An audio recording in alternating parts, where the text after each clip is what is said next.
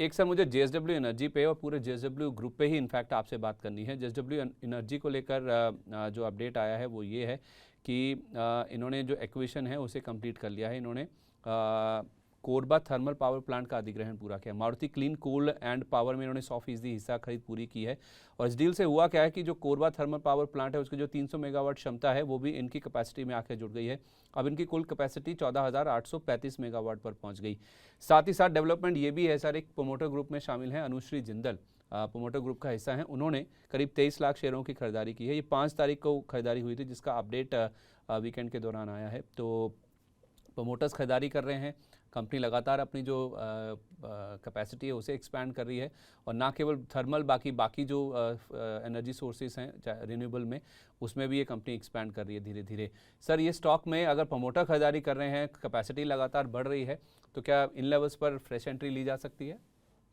जी बिल्कुल संदीप जी। और अगर थोड़ा सा रिकॉल करें संदीप जी, तो अर्निंग्स के बाद या फिर अगर एक बार हमारी बात हुई थी करीबन 530 540 के जोन में, तब भी 510 के स्टॉप लॉस के साथ हमने रेकमेंड किया था यहाँ पर बाई किया जा सकता है।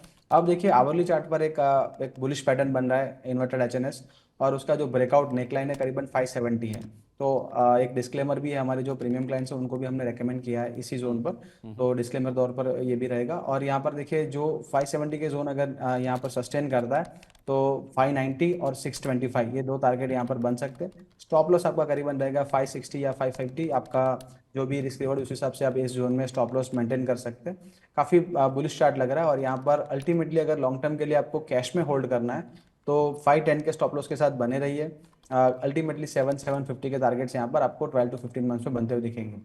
700 750 अगर आप लॉन्ग टर्म का टारगेट लेके चलते हैं, और इवेंचुअली अगर आप देखेंगे ये टारगेट्स बनते हैं, लेकिन 590 625 आपको शॉर्ट टर्म में ही बनते हुए नजर आएंगे। अगर ये 570 के ऊपर सस्टेन कर जाता है तो 560 550 अपने रिस्क प्रोफाइल के हिसाब से आप चाहें तो इसमें अपना स्टॉप लॉस लगा सकते हैं। लेकिन बड़े टारगेट्स की बात की जा रही है तो 570 है, 750 हो जाएगा ये, तो बड़ा उलटफेर होगा, बड़ी तेज़ी स्टॉक में बनती हुई नजर आ सकती है। तो उस हिसाब से आप चाहें शॉर्ट टर्म या फिर मीडियम टर्म या लॉन्ग टर्म के हिसाब से अपने टारगेट्स तय कर सकते हैं। 4 टारगेट्स आपको दिए गए हैं, इन पर आप जरूर नज़र रख के चल सकते हैं।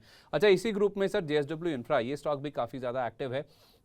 एक बार जब इनके नंबर्स आए थे, नतीजे आए थे, नतीजों के बाद ये स्टॉक थोड़ा सा करेक्ट हुआ था। इसका 1 महीने का चार्ट आप दिखा दीजिए सर। नीचे में अगर मुझे सही याद है 315 320 की रेंज में वापस चला गया था 351 रुपये का हाई लगाने के बाद।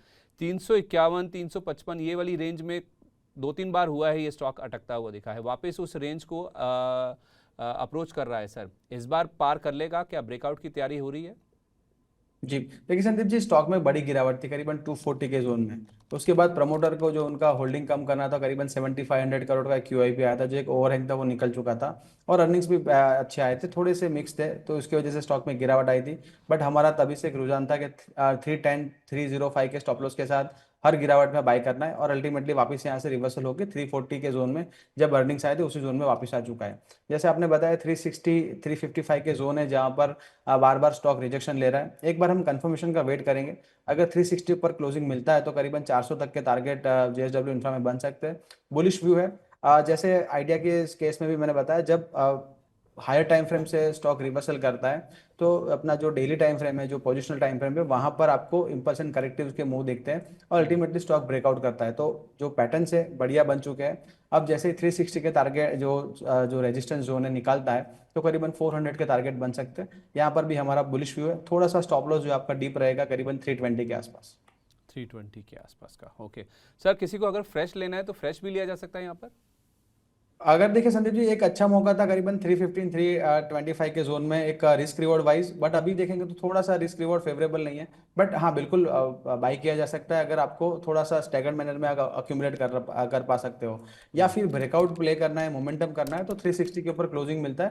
उसके बाद मोमेंटम आपको मिलेगा, काफी बढ़िया एक शार्प मूव आ सकता है। क्योंकि स्टॉक में अगर आप देखेंगे तो जुलाई 24 यानी ऑलमोस्ट 2 ईयर्स से इसी जोन में स्टॉक ने लगातार रिजेक्शन लिया है। और लास्ट आपने देखे जुलाई 26 यानी 1 जुलाई को ही एक रिजेक्शन लिया था करीबन 355 के जोन से। जैसे ही यहाँ पर अब लेवल निकलते एक बेस ब्रेकआउट बनेगा मंथली चार्ट पर, और उसका रेंज करीबन 200 रुपीज का है, तो ये स्टॉक में तो काफी बड़े लेवल बन सकते हैं। 400 तो एक छोटा सा रेजिस्टेंस है, यहाँ पर से वो आगे के जोन बन सकता है। ठीक है, ओके, परफेक्ट है। तो ये होगी बात जेएसडब्ल्यू ग्रुप के स्टॉक्स की, जेएसडब्ल्यू एनर्जी और जेएसडब्ल्यू इंफ्रा, ये ट्रेडर्स के रडार पे रहते ही हैं। तो जेएसडब्ल्यू एनर्जी में प्रमोटर्स की खरीदारी हो रही है और जेएसडब्ल्यू इंफ्रा वापस उसी रेंज को अप्रोच करता हुआ दिख रहा है जहाँ से ये पलटता हुआ दिखता है या फिर रेजिस्टेंस फेस करता है। तो 360 के ऊपर अगर निकल जाए तो फिर आप लंबी तेज़ी के लिए इसको प्ले कर सकते हैं। आप चाहें तो धीरे धीरे भी इसमें आप खरीदारी करके चल सकते हैं।